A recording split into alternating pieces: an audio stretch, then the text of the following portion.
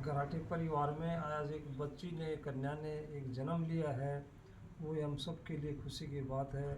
उन सबको, घराटी पूरे परिवार को शुभकामनाओं के साथ में बधाई हो। आज बाथाराम जी और दुर्गा देवी दोनों जो है एक परदादा और परदादी बन गए हैं, और हरिराम और लीला देवी दोनों दादा और दादी बन गए हैं।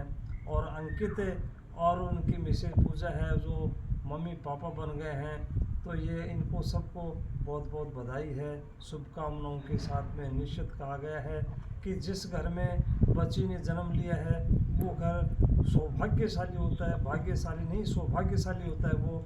तो एक बच्ची का जन्म लेना एक हमारे लिए जो है सबके लिए खुशी की बात है कि निश्चित सही है कि एक जो बच्ची होती है वो दो दो घरों को संभालती है, दो कुलों को जो है उसका नाम रोशन करती है, एक पहचान बनाती है। दो कुलों के साथ साथ में हम ये कहेंगे कि भाई जो है जिस घर में नारी का सम्मान होता है, नारी की पूजा होती है। तो मनुस्मृति में भी लिखा है, मनु ने लिखा है, महर्षि मनु थे, उसने भी लिखा है कि यत्र नारीस्तु पूजन्ते तत्र रमन्ते देवता। यानी जिस घर में नारी की पूजा होती है, सम्मान होता है, इज्जत होती है, उस घर में देवताओं का वास होता है। ये मनुस्मृति में मनु ने लिखा है। ये निश्चित सही है कि एक चीज़ के साथ में एक चुटकुला भी है कि उसमें कि बेटा बेटी सब समान, यानी बेटा हो चाहे बेटी सब बराबर हैं। पहले के ज़माने में पर लोग मानते थे कि बेटा होना चाहिए, कि बेटी को जो इतना महत्व नहीं दिया जाता था, लेकिन आज बेटा बेटी सब समान है। एक चुटकुला है उसके साथ में कि एक बाप के जो है, एक माँ के 5 बेटे थे और एक बेटी थी, सबको पढ़ाया लिखाया माँ ने जो है मन मजदूरी करके, और बेटों को जो है एक को थानादार बना दिया, एक को वकील बना दिया, एक जो है एक को मास्टर बना दिया, एक को फौज में बढ़ा दिया। इस तरह से सबको जो है इसमें पढ़ा लिखा करके सबको बढ़ा दिया।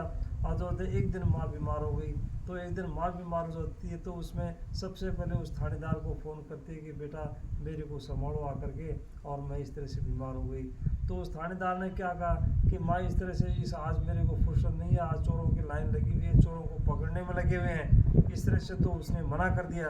तो उसके बाद में उसने मना कर दिया, तो उसके बाद में वकील को कहते हैं कि भाई वकील मेरे को आकर के संभालो, और इस तरह से मैं बीमार हो गई। तो वकील ने मना कर दिया कि मेरे पास तो जो है बहुत सारी फाइलें लगी हुई हैं, मजिस्ट्रेट का साहब के सामने जाना पड़ता है, इनको फाइलों को लेकर ले जाना पड़ता है, इस तरह से बहुत सारी मेरे सामने प्रॉब्लम है, मैं नहीं आ सकता, इसने मना कर दिया उसने।